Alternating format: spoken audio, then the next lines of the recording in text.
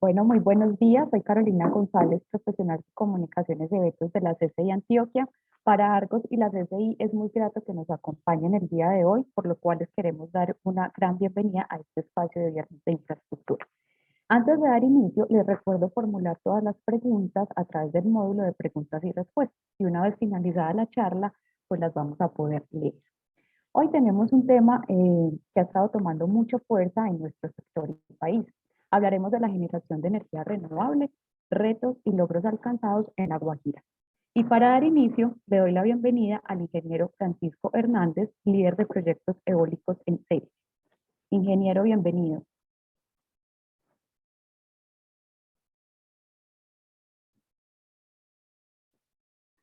Ingeniero Francisco.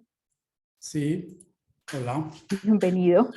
Hola, buenos días. Muchas gracias por la invitación. Pues en nombre de CELSIA estamos muy contentos pues, con la idea de compartir un poco de la experiencia que a lo largo de unos pocos años realmente, porque esto es nuevo, la compañía pues, ha alcanzado, ¿cierto? Con esa idea pues tenemos una presentación en la que vamos a hacer un recorrido de cómo es la industria eólica, qué características tiene en Colombia, qué es lo que ha pasado en Colombia en los últimos años, que ha hecho que esto se vuelva un boom. Mostraremos, digamos, las características que tiene fundamentalmente un parque eólico y discutiremos pues, o pues, tendríamos algunas preguntas y respuestas sobre el tema. Entonces voy a empezar con la proyección de la presentación, si les parece. Un segundo.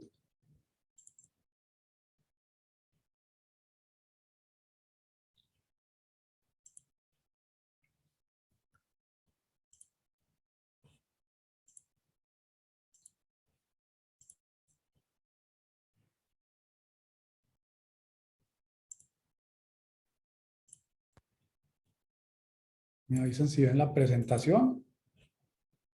Sí, señor. La Ok. vemos muy bien. Muy bien, bueno. Entonces, bueno, vamos a hablar un poco de los proyectos eólicos en La Guajira. Pues esta imagen no es en La Guajira precisamente, pero sí corresponde a un proyecto que tenemos en Costa Rica, en la provincia de Guanacaste, que es vecina o está en el límite con Nicaragua. Es un parque pequeño de máquinas de 1 megavatio, son 52 máquinas, pero en una zona de muchos vientos. Es una zona donde se explotan varias renovables, eólica, solar e incluso geotérmica, es como para darles contexto de la imagen. Tenemos un contenido, básicamente lo que vamos a desarrollar, se ve largo, pero no es tanto. Lo primero es contarles un poco de qué es Celsia, ¿cierto? Celsia es la compañía de energía del Grupo Argos. Básicamente el Grupo Argos es un holding donde tenemos concesiones a través de Odinsa, Cementos Argos, que pues, creo que es el más conocido, y nosotros que somos la empresa de energía del grupo y que actualmente operamos en 4 países, Colombia, Panamá y Costa Rica. Somos el 5º generador en el caso de Colombia. Tenemos una capacidad instalada pues, de 1.787 megavatios, del cual el 98% en el momento es renovable. En este momento tenemos una planta térmica en construcción en Sahagún. Eso bajaría, digamos, el porcentaje renovable un poco, pero eso es parte del respaldo, pues, porque las renovables por sí solas muchas veces como todos sabrán o algunos sabrán, son estacionales, ¿cierto? Por ejemplo, la del sol, pues obviamente solo funciona en el día, y la eólica, como veremos, pues también depende de cuánto viento haga, ¿cierto? Entonces no todo el tiempo tenemos viento. Tenemos las hidroeléctricas, tanto pequeñas como grandes. Tenemos también, pues voy a anotar que esta es una empresa que es de las integradas verticalmente, pues básicamente en el país hay un par, que es empresas públicas, o sea, integrada verticalmente significa que generamos, tenemos transmisión, tenemos distribución y tenemos comercialización.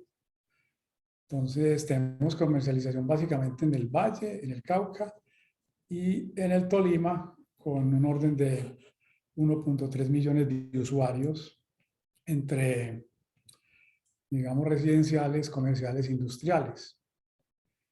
Tenemos, en el caso del Valle, tenemos los mejores indicadores de confiabilidad del país, tanto del tiempo promedio, o sea, el número de interrupciones de energía en el año, como el número de horas. O sea, tenemos en promedio 9.34 interrupciones y en un total al año, usted podría en el Valle como máximo tener 6 horas donde no tiene energía. En el Tolima, que es una nueva adquisición, pues todavía estamos trabajando muy fuertemente en cambiar los indicadores. Eso es una información general. Tenemos negocios de energía solar, eólica, térmica, hidráulica.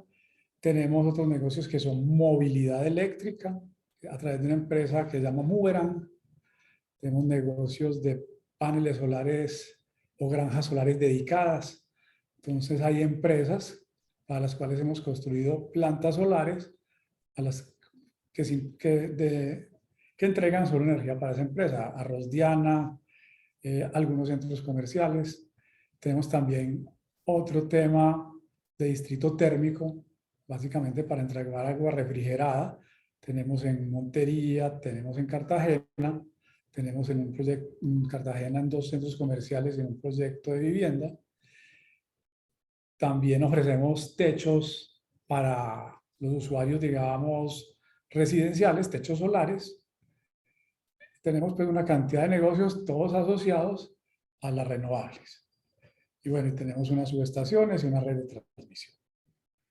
Es una empresa pues, de acá de Medellín.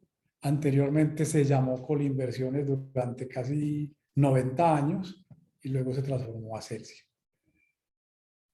Tenemos funcionarios tanto pues, a lo largo de todos estos países y somos aproximadamente 2.000 personas. Okay. Bueno, ahora hablemos un poco de la tecnología eólica. ¿Cierto? La tecnología eólica empezó a desarrollarse hace más de 2 siglos, o mucho antes inclusive, que recuerden que en Holanda y en estos países, y en Castilla-La Mancha, pues había molinos de viento que se usaban pues para moler grano o para bombear agua en el caso de Holanda. Pero digamos que eran máquinas de baja eficiencia, pues estamos hablando del año 1500, 1800, pero a partir de, digamos, de los años 80, 90, se empezó a desarrollar, digamos, de una forma más coherente este negocio. En esas épocas, el costo de desarrollar o de producir energía a través de la eólica era excesivo. Y digamos que el primer país que empezó ese desarrollo, o los países que desarrollaron la energía eólica, fueron Dinamarca y un poco Noruega y Finlandia. Y ya para el comienzo de los años 2000 podríamos decir que se empezó a desarrollar de una manera más orgánica, más organizada todo el negocio eólico. Esta gráfica, que es de una de las agencias de Bloomberg, es una especie de prognosis de cómo han evolucionado el tamaño de las máquinas. Digamos que las máquinas comerciales en el año 2000 tenían 65, 70 metros de altura, donde va la unidad de generación, que se llama nacelle, y ahí va la unidad, eran máquinas de 1.6 megavatios. Ya para el año 2005, bueno, ustedes van viendo que pues tienen una curva, digamos, de ascenso y dicen que para el 2030 las máquinas serían de 11 megavatios, de una altura de 125 metros. Esta figurita que se ve adentro es el London Eye, es una rueda Ferris wheel o rueda de Chicago que hay ahí en Londres. O sea, y es muy grande los que la conocen, pero miren que el aerogenerador es más grande. Pero resulta que las prognosis pues, se vencen muy rápido. Y si ven el triángulo de acá arriba, corresponde a una máquina que se llama la Haliade X. Es una máquina de General Electric que están instaladas en la entrada del puerto de Rotterdam desde 2018 Son máquinas que tienen la unidad de generación a 260 metros de altura, las palas tienen 220 metros, pues 110 metros realmente, este es el diámetro, y genera 12 megavatios. Entonces digamos que lo que pensaban para el año 2030 se ha dado 12 años antes. Aquí en Colombia, el desarrollo de los parques eólicos en La Guajira está con parques que van desde 4 megavatios en cada máquina a máquinas de 6 megavatios. Nosotros tenemos o vamos a instalar máquinas de 5.9 megavatios. Total, es que la prognosis, que era un poco lineal, ya ven que se ha pegado pues un crecimiento, digamos, muy exponencial, ¿cierto? Eso por la mejora de materiales, menos peso en los imanes especiales. Y esto estamos hablando de turbinas que son onshore, o sea, las que se instalan en la tierra, en los terrenos. Las turbinas offshore o las marinas son muchísimo más grandes en este momento. Y de una vez pues les cuento que entre la diferencia de precio entre una máquina que se instala en el continente o en tierra firme y una máquina que se instala en el mar es del orden de 3. O sea, la máquina, si aquí vale 5 millones de dólares, colocar una máquina en el mar vale 15. Y por eso los parques en el mar son de gran tamaño, de gran generación de potencia. Entonces, esta tecnología realmente en 20 años se ha disparado.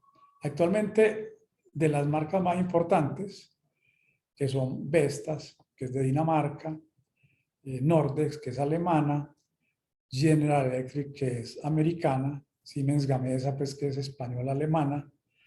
Esas son las principales de Occidente. Entre esas empresas tienen aproximadamente 90 factorías alrededor del mundo. Tienen factorías en China, en la India, en México, en Brasil, en Estados Unidos. Y está la contraparte, digamos, China, se llama Goldwind y otras empresas, pero ellos también son gigantes de la energía eólica, pero la característica es que ellos tienen dominio en el mercado chino, pues por ser empresas del mismo Estado chino. No son tan conocidas, digamos, en Occidente. No significa que las máquinas chinas sean de mala calidad, ni mucho menos, pero digamos que ellos han estado más concentrados en sus mercados. Son más baratas que las máquinas occidentales en general. Entonces, digamos que es un vistazo a la tecnología. Y bueno, ahora hablemos un poco de energía eólica en Colombia. Bueno, el viento como fuente energética, pues el viento es una energía renovable, tiene bajo impacto ambiental, digamos, por el hecho de que los parques consisten de unas posiciones fijas, donde va una torre con la máquina y unas vías. O sea, no, a menos de que lo hagas pues en una selva tropical o algo así, pues esto se hace en zonas con bajo impacto ambiental, entonces a eso digamos que corresponde lo que hablo de impacto. Diversifica la matriz energética. La idea de nosotros es tener una matriz diversa, ¿cierto? Como ya les conté, hidráulica, eólica, térmica, porque entre todas estas energías lo que hace uno es compensar, cuando falta una, compensar con otra, ¿cierto? La energía eólica pues depende de la disponibilidad del recurso. Hay veces que hace viento, hay veces que no, ¿cierto? Igual eso se estudia y se identifica cuáles son los periodos de más o menos viento. Requiere respaldo de otras fuentes, como decía. Por eso pues también hay que construir alguna térmica o alguna de este tipo para poder respaldar y cubrir los déficits de generación de la renovable eólica en este caso. Se ha vuelto muy popular pues la sinergia con la producción de oxígeno, de nitrógeno verde, de hidrógeno, perdón, verde. Eso todavía está pues en ciernes, pero tiene un potencial altísimo y es pues uno instalar al borde, afuera del aerogenerador, un sistema de producción de hidrógeno verde y venderlo, ¿cierto? O usarlo para otra producción de energía. Entonces, es, digamos, es un gana-gana porque es una energía renovable produciendo una energía renovable. Los parques en general tienen una vida útil entre 25 30 años, han ido evolucionando, inclusive los marinos se ofrece vida útil de 40 años, eso depende. Yo supongo que aquí en la reunión de la Cámara hay mucho ingeniero civil, de que el flujo del viento sea más laminar que turbulento para que no le genere esfuerzos. Lo que se muestra en la imagen de ahí es un parque marino y eso es lo que se llama el efecto estela. La máquina adelante al girar le llega el viento y hacia atrás genera turbulencia que afecta el rendimiento de las otras máquinas. Entonces, este es un parque, digamos, que digamos, tiene algunos inconvenientes en su diseño, ciertas épocas. Es inevitable, pues, que eso pase. Todo eso se contabiliza, ¿cierto? El pionero del tema eólico en Colombia fue Empresas Públicas de Medellín, cuando construyó Gepirachi a principios de este siglo, ¿cierto? Y digamos que después de eso pasaron 10 o más años antes de que el tema eólico volviera a tomar fuerza, ¿cierto? Digamos que uno de los trabajos importantes lo hicieron la UME y el IDEAM, y es generar este atlas de viento y energía eólica en Colombia.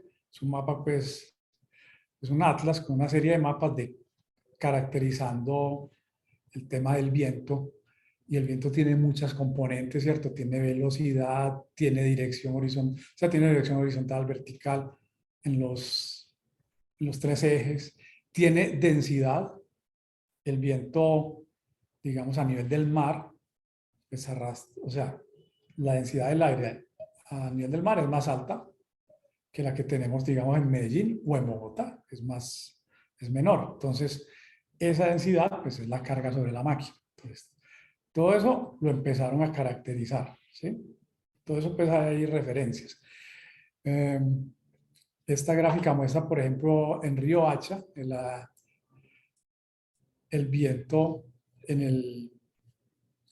registrado, pues, en el aeropuerto, muestra, pues, velocidades altas, cierta época del año, velocidades bajas, por ejemplo, en diciembre, y, digamos, y una rosa de los vientos. En La Guajira predomina el viento que viene de oriente a occidente, que viene del Golfo de Maracaibo hacia Río Hacha, digámoslo así. Entonces, eso también es bueno porque cuando uno instala una máquina, entonces la máquina no tiene que estar girando, sino que tiene un viento predominante. Lo que realmente disparó el tema de las energías acá son unas acciones del gobierno, ¿cierto? La ley 1715, que ofrece beneficios tributarios, no solamente a los eólicos, sino a todos los proyectos renovables. Ofrece beneficios tributarios en renta, en IVA, en aranceles, en depreciación de activos.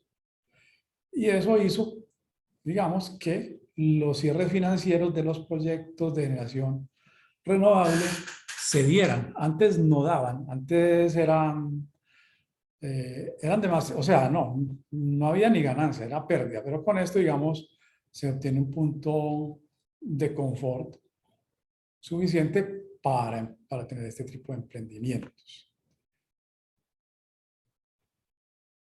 Con esa identificación de ese atlas, entonces, por ejemplo, este es un mapa, muestra el promedio multianual a cierta altura.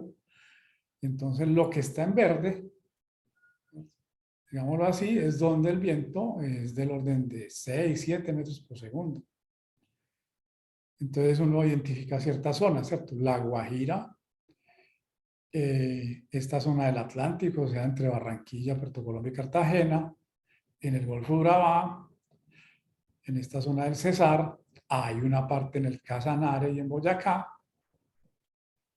y, digamos, algo por aquí en el Huila, si no estoy mal. Nosotros hemos explorado tanto la Guajira como Atlántico, Cesar y Boyacá. Esto porque además uno necesita líneas para transmitir. Entonces, digamos, aquí hay buena cantidad de líneas de transmisión. En otros puntos, pues los centros de carga están muy lejos y entonces la posible transmisión se puede dificultar. Pero en el futuro, por ejemplo, en Antioquia, para estos puertos, se tiene pues una posible negocio interesante. En el Pacífico realmente el viento no es considerable. Y digamos que en el país, en esta tablita que ven ahí, pues ven los sitios donde hace más viento. No crean que porque dice 2.2, ¿cierto?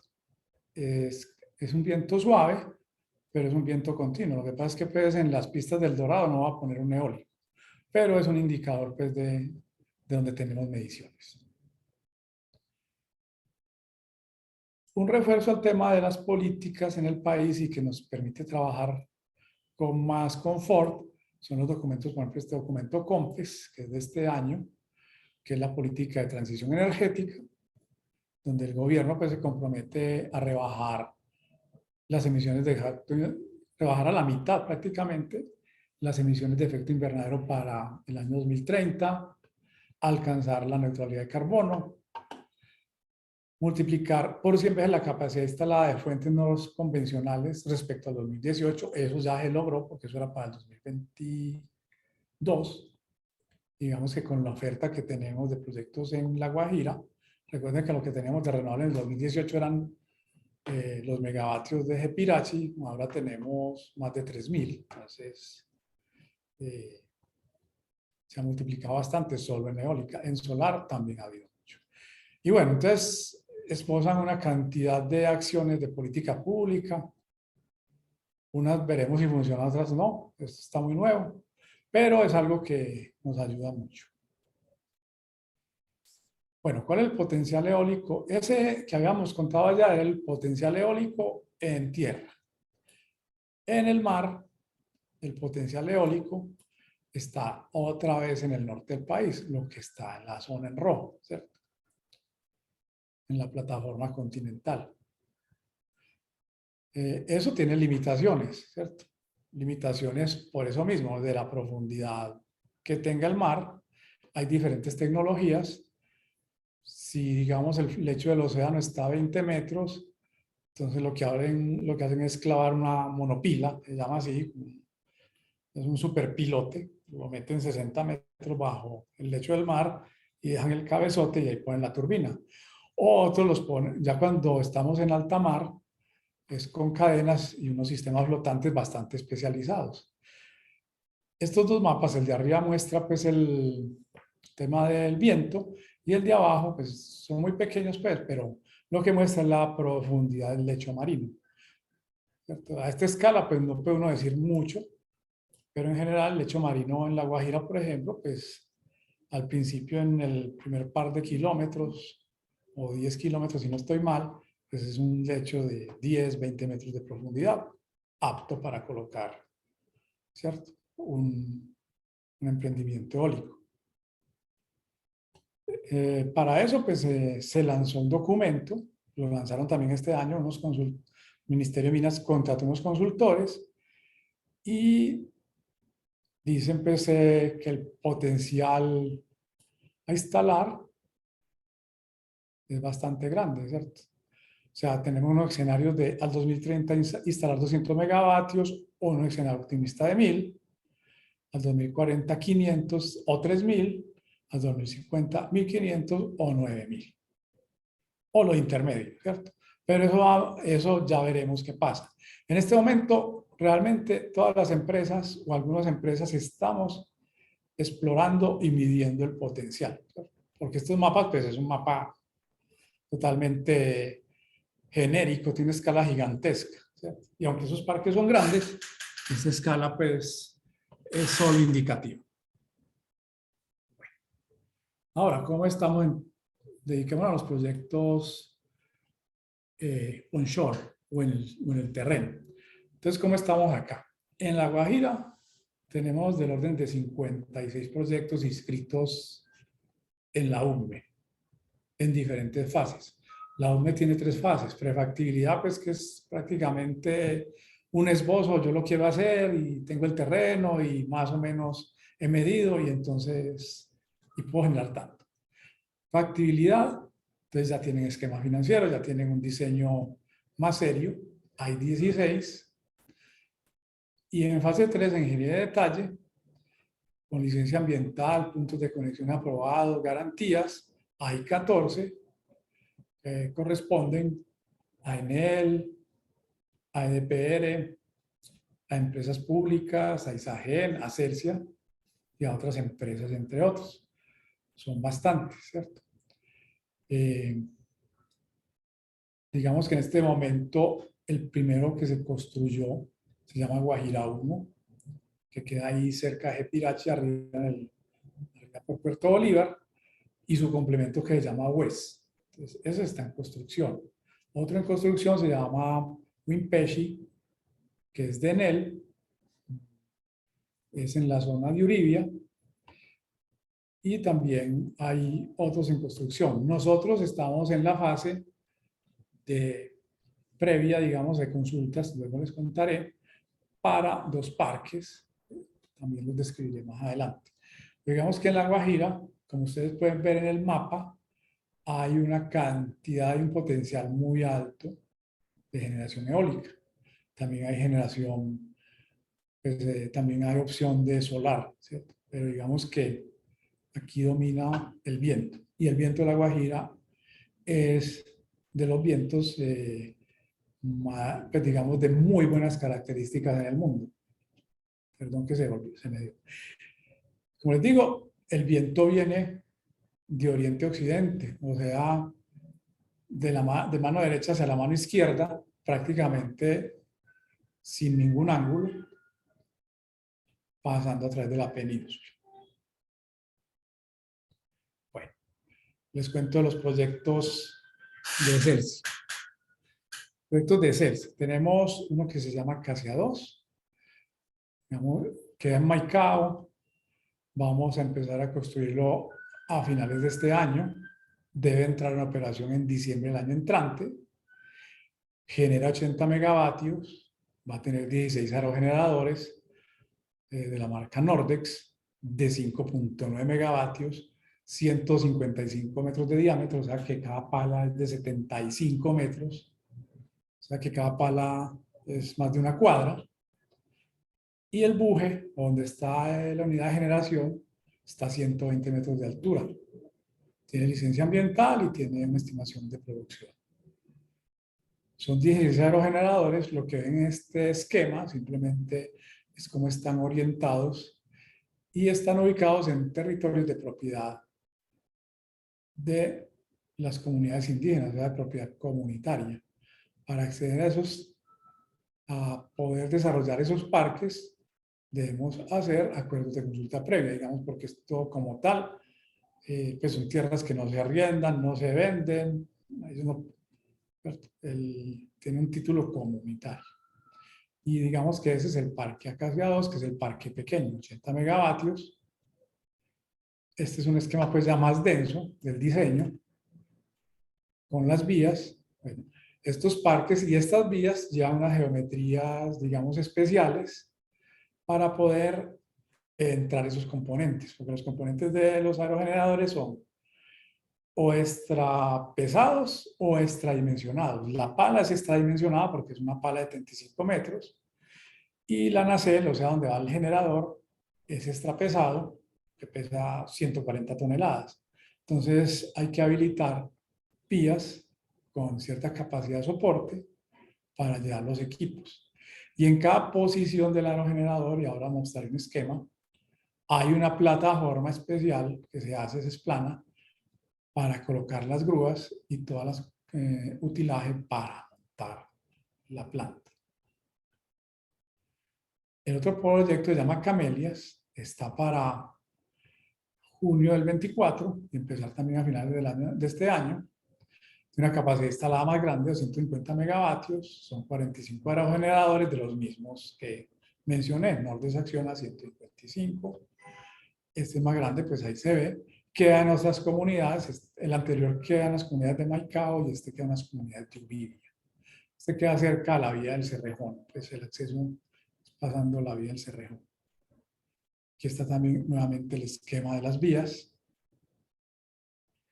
Y digamos que los aerogeneradores tienen unas dimensiones básicas, el rotor tiene un diámetro de 155, con eso barren casi 2 hectáreas sea, el barrido, el área recorrida al girar es casi 2 hectáreas, 18.800. Tiene una potencia pues alta, 5.9. Por cada metro cuadrado genera 302 vatios, eso es muy alto. Tiene unos ángulos, bueno, ¿y de qué son las palas? Básicamente es fibra de vidrio reforzada con epóxico, con unos costillares, eso es tridimensional y aerodinámico. Miden 76 metros para ser más preciso. Tienen a la parte de arriba, que es la nacelle, así le dicen, la nacelle, góndola, donde va la unidad de generación. Tiene una cosa que se llama el hub, que es la nariz, digámosle así, donde se fijan las 3 palas.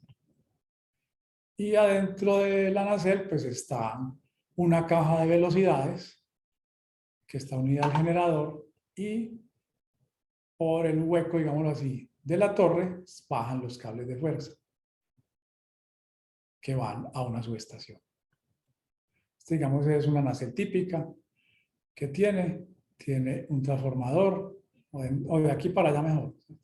Esta es la parte donde está pegado el hub o nariz. Este es el eje, esta es la caja de velocidades, este es el generador, estos son los transformadores, y de ahí baja la línea, para hacer como conciso. Para dar una idea del tamaño, en el caso de nuestros aerogeneradores, la torre es de concreto. Hay otros que la tienen de acero. ¿Por qué una de concreto y la otra de acero? Bueno, pues básicamente la de concreto se origina en la marca del aerogenerador, porque esta empresa es Nordest Acciona. Acciona desarrolló la patente para estas torres, que son en hormigón. Obviamente se hacen en una planta prefabricada.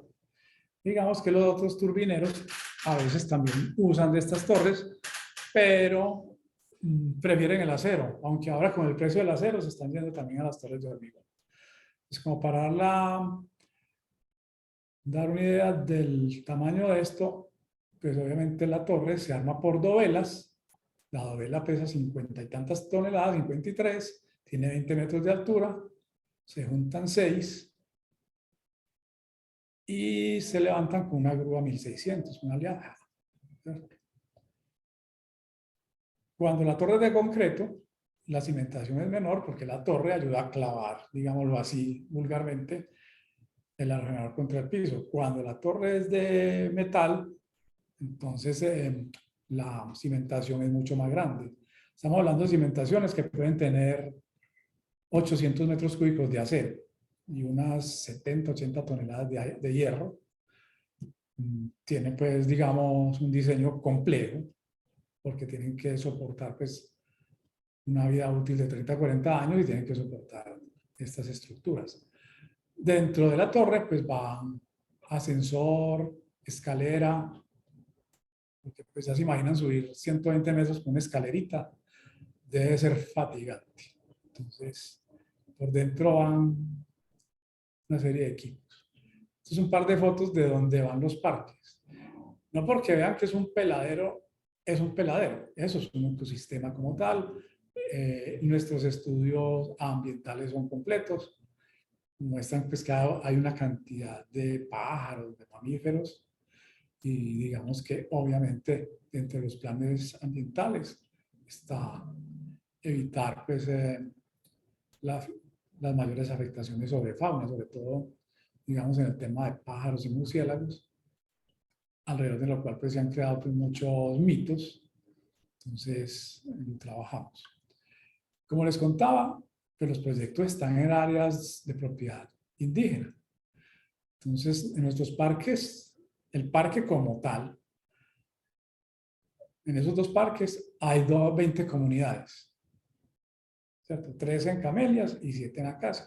Con cada comunidad hay que hacer lo que se llama la consulta previa, ¿cierto? Que es un derecho que tienen las comunidades afro, indígenas y rom a ser consultados de los proyectos que se desarrollan en su territorio, a ser compensados, etcétera, etcétera. Entonces tenemos consulta previa en los parques, y además nosotros tenemos la línea de transmisión que ya la energía de los parques es una línea larga de 80 kilómetros hasta abajo a Cuestecitas, que es arriba en Albania, en el Cerrejón. Entonces, nosotros estamos desde el 2018 ya trabajando y desde el año pasado estábamos ajustando consultas previas con todas estas comunidades, que es bastante complejo.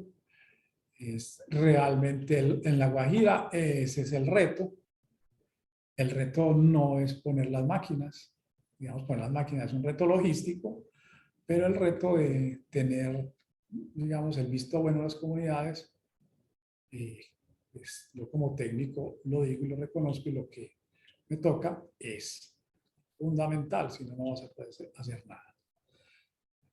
En una plataforma de un aerogenerador típico, es una plataforma que mide media hectárea, el área gris, lo amarillo largo es la vía, y estos son los soportes de la grúa. La grúa tiene una pluma de 146 metros, porque pues, para levantar la nacelle y ponerla a 120 metros de altura, pues tiene que tener más holgura. Y estas plataformas se hacen a la medida de cada tipo de aerogenerador. Si el aerogenerador fuera de diferente modelo, posiblemente sería distinto. Y estas plataformas están diseñadas para que se coloquen las grúas en ciertas posiciones, o sea, todo se coloca para que la grúa las pueda alcanzar o las grúas auxiliares se la puedan suministrar y puedan hacer el izaje y el montaje del aerogenerador. Un proceso de estos, de montar un aerogenerador, toma aproximadamente una semana, en promedio, ¿cierto? Si no tenemos líos, porque con las grúas son gigantescas, pues son las grúas más grandes que se usan, pero si hay mucho viento la grúa no puede funcionar. Bueno, hay una serie de condiciones previas para que la grúa pueda estar haciendo el montaje. Pues saben que las olas dovelas son 50 toneladas, son 6. Entonces una sección de 20 metros, y hay que subir 6, una sección de 20 metros pesa 300 toneladas. Entonces, y cada vez va más alta, entonces es un trabajo de grúa complejo. Entonces, esto lo hace un diseñador especializado, ¿cierto? De cómo se implanta en cada posición la máquina. Además, las vías y las curvas hay que diseñarlas de tal manera que la grúa, cuando haga el trabajo, pues uno la pueda rodar, ¿cierto? Una distancia prudente, pues no la puede rodar 15 kilómetros, pero sí 500 metros, porque si no te toca desmontar la grúa, y yo creo que muchos conocen que una grúa de estas se demora una semana desmontando y otra semana montando, y todo te lo van a cobrar. Entonces ahí hay cosas bastante complejas de logística. Este es el tipo de vías. Las vías pues son las usuales. Esta es una vía para La Guajira, que el suelo es malito, y son vías que tienen que tener una capacidad de soporte de 3 megapascales.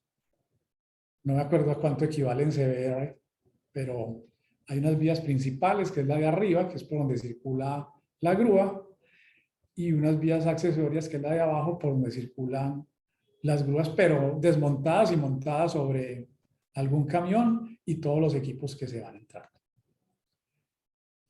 Esta, por ejemplo, es la cimentación de esta máquina. Esta es una cimentación optimizada porque es hueca, pero sin embargo, miren, tiene 158 metros cúbicos de concreto, más 10 de una tapa, más 510, pero eso es en 10 centímetros, pues ahí hay un despiste en ese número. ¿Cuáles son los retos? Pues el tema de que estamos en La Guajira a 38 grados vaciando concreto 35 megapascales, entonces hay que enfriarlo. La cimentación hay que vaciarla en una sola jornada, y si vieron la imagen, estamos en medio de la nada, entonces te toca tener plantas de concreto, ¿cierto? Y el agua, que es el otro reto en La Guajira. Y bueno, entonces tienes una cantidad de cosas que hay que tener backup, hay que tener un montón de previsiones, pues, porque si no se te puede acabar el concreto a la mitad de la cosa, faltándote, aunque sea 10 centímetros, fregados. Entonces ahí lo que se vislumbra en el desarrollo de la obra civil es una cantidad de retos y una cantidad de complejidades sumado a la presencia de las comunidades. Las comunidades en La Guajira, usted las ven todos los días, que se paran en la vía del Cerrejón, se le paran en la carretera. Entonces, o sea, uno tiene que estar muy preparado, tiene que tener muy buen relacionamiento porque estás vaciando esto y te pueden interrumpir ahí el vaciado y lo pierdes. Pues una cimentación de estas vale una cantidad ingente de dinero. Los aerogeneradores todos se conectan con unas líneas de media tensión de 35 kilovoltios a la subestación. Cada aerogenerador lleva un cable a la subestación, se hacen en unas zanjas con unas especificaciones. Y bueno, digamos que ese es en general lo que tenemos de construcción de los proyectos, ¿cierto? O sea, es lo que vamos a construir. Y digamos que estas son unas características muy interesantes que merecía la pena mencionar, las características técnicas y las ambientales. Como les había dicho, pues los parques se conectan, Acacia lo conecto a 110 y me voy por la nueva línea de Camelias que lo va a llevar con la línea 500 y van a unas subestaciones y con eso inyectamos al sistema eléctrico nacional. Alguno hablaba oído de la línea colectora, nosotros no estamos en la colectora, que la colectora va atrasada, pero nosotros tenemos línea propia. Todavía estamos en las consultas, pero digamos que estamos en el cronograma. Igual, para conectarnos dependemos de otras líneas, pero también, digamos, tampoco estamos viendo aún algún inconveniente. Si alguna de esas líneas no entra, pues la planta posiblemente no podrá despachar toda la energía por algún tiempo, pero hasta ahora no pasa nada. Para eso, ¿qué hicimos? Hicimos una cantidad de estudios, instalamos 3 torres, estuvimos midiendo desde 2015 a 2020, identificamos la Rosa de los Vientos por acá, que la ven, miren que es de oriente a occidente predominantemente. Este es el comportamiento promedio del viento en el año, miren, casi todo el año, pues mucha parte del año, hasta julio, estamos en el rango de 8 metros, y digamos que en octubre baja 4, en diciembre vuelve a subir. Este es el periodo de invierno y preinvierno, y digamos que en el invierno es más lo que llueve que lo que hace de viento. Sin embargo, las máquinas arrancan con 3 metros por segundo, entonces no tenemos problema, por lo menos produciremos. Y digamos que todo eso se hace en los estudios de producción y en nuestros estudios de habilidad financiera. Tenemos en cuenta todo eso.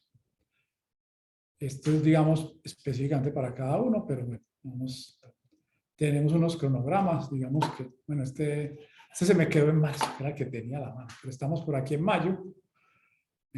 Tenemos previsto pues empezar a construir a finales del año. Tenemos en cuenta el tema de los inviernos para saber qué construimos y qué no, porque realmente pues, la Guajira es famosa por ser desértica, pero cuando llueve el agua te llega a la cintura. Y como es planísima, muy sencillo, en Acacia la pendiente del terreno es 1 en 1000. Entonces, si el agua sube 10 centímetros, la mancha se va a 100 metros, ¿cierto? Si sube medio metro, es una mancha de inundación de 500 metros. Entonces, no te lleva el agua, pues, porque básicamente es como que se llenara una ponchera y luego se desagua por gravedad, pero no te va a dejar trabajar si tienes medio metro de agua, ¿cierto? Para hacer obras de movimiento de tierras, por ejemplo. Entonces, pues, digamos que todo eso está en consideración y está en la estructura de la logística. Este es para el otro proyecto. Y digamos que aquí llega pues como al final la exposición. Preguntas, algo que quieran ampliar o no entendieron nada o todo, no sé. Ingeniero, bueno, por aquí tenemos una pregunta. Creo que les quedó muy claro como todo, pero nos dice Carolina Gómez, ¿qué beneficios trae para las comunidades de la zona la creación de dichos parques? Ok, mira. a la comunidad le trae lo siguiente. Obviamente, por instalar los parques en esta zona, nosotros hemos llegado a unos acuerdos, digamos, de pagarles por las posiciones de los aerogeneradores, pagarles un canon mensual durante la vida útil, que son 30 años. Esa es una. Y esa lo hemos acordado con ellos, ¿cierto? También les vamos a dar, de acuerdo a la legislación, el 0,6% del 1% de las ventas brutas, que parece que no fuera dinero, pero cuando hacemos las operaciones estamos hablando de que estas comunidades les entran 6.000 o 7.000 millones solo por ese rubro. Y estamos viendo el tema de los bonos verdes, ¿cierto? También del tema de vender los bonos verdes, hemos acordado con ellos que les toca una participación. Además de eso, pues nosotros tenemos a través de las fundaciones y todo unas obras voluntarias. Hemos llegado a muy buenos acuerdos, o sea, los acuerdos son del orden, varían, ¿cierto? Depende de cuántas turbinas te queden en la comunidad. Y hay gente que no le toca turbinas, pero igual les toca unas compensaciones, ¿cierto? Pero los acuerdos van desde los 600 millones de pesos hasta los 20.000, dependiendo de lo que te digo, las afectaciones. Porque claro, hemos hecho, el proceso de consulta previa conlleva una cantidad de pasos. Las comunidades, digamos, había un tema, el tema de, no sé si a alguno le ha tocado, que dice la comunidad, no, es que yo necesito un asesor, ¿cierto? Y entonces, uno como desarrollador de proyecto, al principio pensaba, porque uno también, yo también lo pensaba, no, me van a poner otro personaje al que le va a tener que pagar, ¿cierto? Y me va a fregar, diciéndolo feamente. Pero no, la verdad es que en La Guajira las comunidades se han asesorado bien, se han asesorado de profesionales guayús, de su confianza, y eso ha permitido, digamos, una interlocución más clara entre las comunidades, digamos, les dan voto de confianza, al final se hace la negociación pues con las autoridades ancestrales, pero eso de que tuvieran asesores ha sido un éxito total, o sea, eso no es un gasto, eso realmente resulta ser una inversión. Y los asesores no es que me vayan a regalar nada, ni nada, ¿cierto? Ni nada parecido, sino que, digamos, acordamos soluciones pues, que sean equitativas y que todos quedemos contentos, ¿cierto? ¿Nosotros qué queremos? Pues hombre, es que si yo me voy a tu casa a hacer cosas, pues ¿cómo así? Pues tengo que pedir permiso y a ver si te gusta, si estás de acuerdo, y si estás de acuerdo, entonces el trade-off de qué hacemos. Entonces esa parte, digamos, en el caso de Celsia, a nosotros nos ha ido muy bien. Y nos ha ido muy bien porque además de eso, pues mira, al día de hoy todavía no hemos empezado el proyecto, pero nosotros empezamos a trabajar con las comunidades desde el año 2018. En la época de la pandemia les ayudamos con agua, pues muchas cosas, porque las comunidades quedaron aisladas. Digamos, eso generó mucho más relacionamiento. Y finalmente, pues cuando entramos en consulta previa, pues hay unos talleres donde la comunidad identifica los impactos, hace el mapeo del territorio. Hicimos todos los pasos metodológicos con toda la tranquilidad, sin presionar a nadie, con el tiempo suficiente, y hemos llegado pues a acuerdos muy buenos para todos, que hacen viable el proyecto, que hacen viable el proyecto tanto en lo financiero como en lo sostenible en el territorio, y digamos que eso no nos ha generado pues contratiempos. Muchas empresas sí tienen contratiempos, y yo creo que es por no haber tomado un enfoque o haber apostado. Nosotros apostamos a esto, mira, desde hace 4 años, prácticamente, ¿cierto? Otras empresas prácticamente llegan con el proyecto y descubren que no han hecho la consulta previa, o le falta una comunidad, o la consulta fue incompleta, o mandaron un consultor que no la hizo bien. Y eso está pasando, ¿cierto?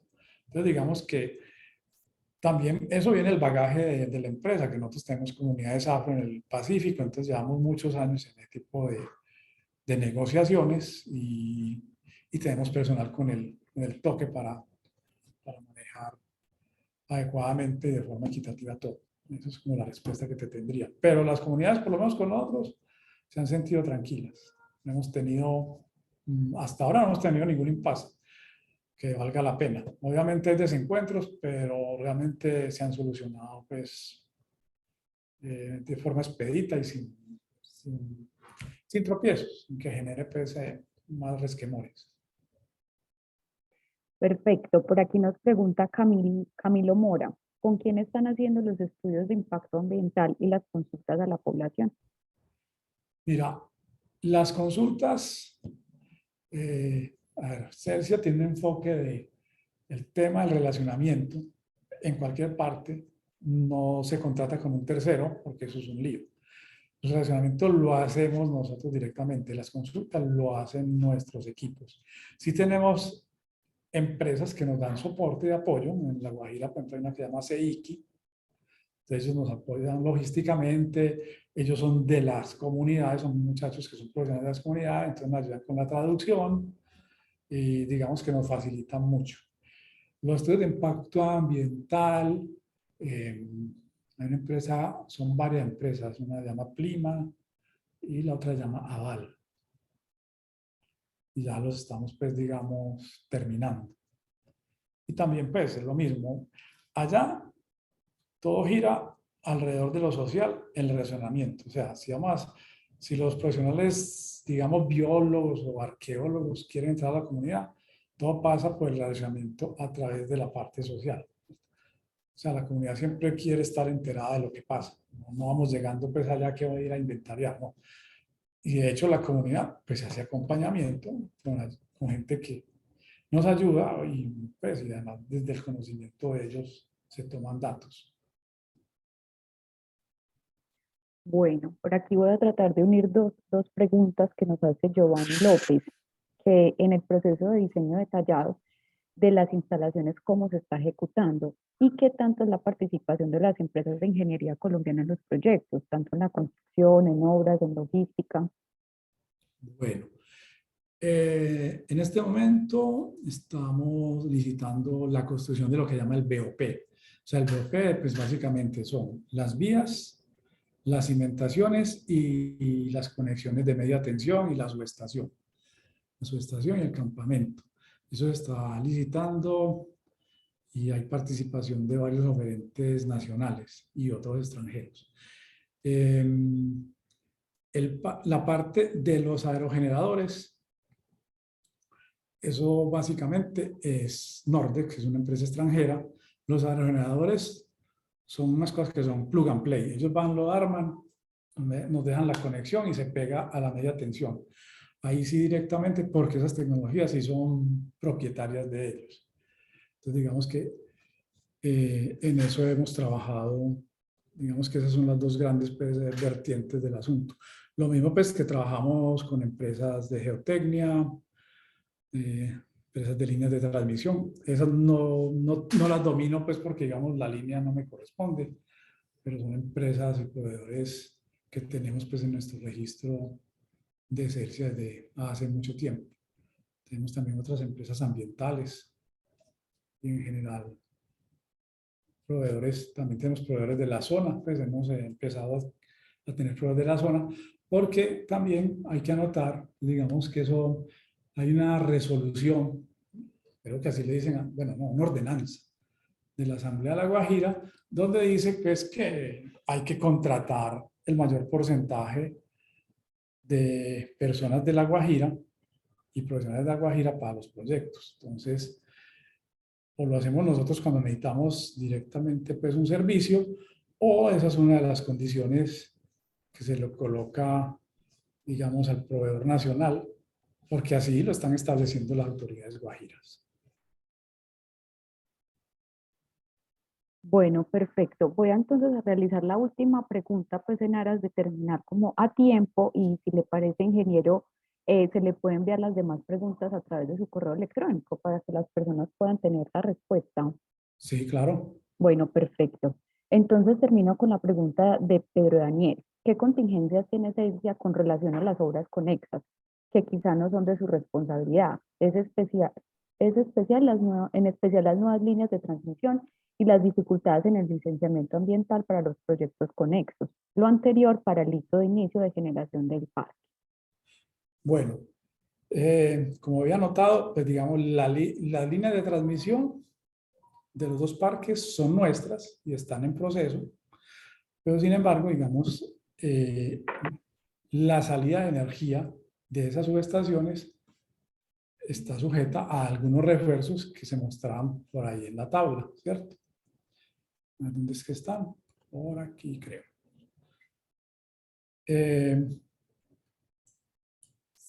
Perdón. Sigamos alguna de esas líneas, miren, todas están para la más, digamos, más para Casias 2.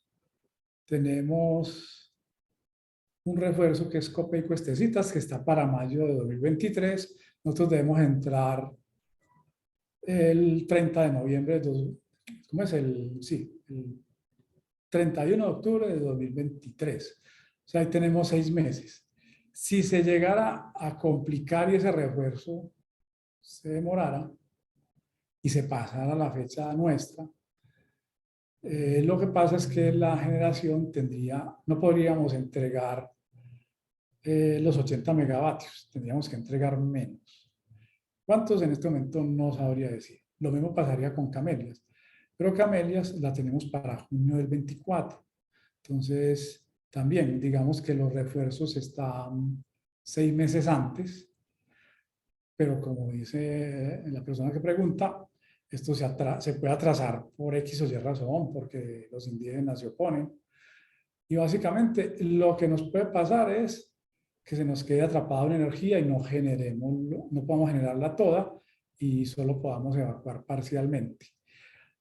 Ahí es, ¿y qué nos toca? Que como tenemos obligaciones, pues la tenemos que suplir con la generación de otras plantas que tenemos en el país.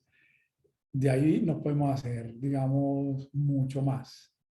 Pero todavía nos sentimos confortables con los plazos. Esperemos que el confort nos dure y nos funcione. La línea, la famosa pues, línea colectora, que son 2 líneas de 500 que sacan digamos, voy a volver por aquí casi que al principio, a esta. La línea conectora, esa roja que ven ahí, saca la energía de todos estos parques, digamos, del clúster del norte. Esa es la línea de la empresa Energía Bogotá, que se ha ido atrasando por temas de consulta previa, pero digamos, y está proyectada, pues todavía tiene un poco más de consultas. Esa sirve a otros parques, pasa a través de Acacia, de Camelia, perdón. Pero digamos que eso sería lo que está pasando. Allá hay una situación pues de